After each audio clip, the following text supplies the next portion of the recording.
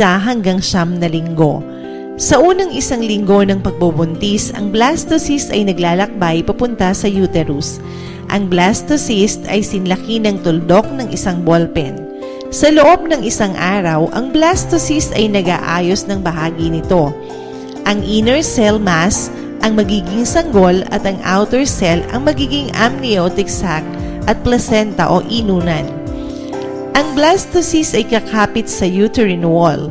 Sa 5 linggo ng pagbubuntis, ang sanggol ay sinlaki ng sesame seed. Unti-unting nabubuo ang mga panloob na bahagi ng katawan ng sanggol. Ang utak at gulugod ng sanggol ay kita sa malinaw nitong balat. Sa yugturing ito, nabubuo ang circulatory system ng sanggol at ang kanyang puso ay nagsisimula ng tumibok.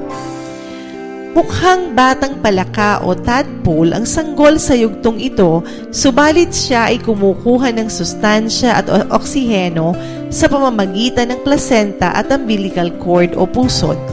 Pagsapit ng 9 na linggo, ang tinatawag na embryonic tail ay nagiging paa na.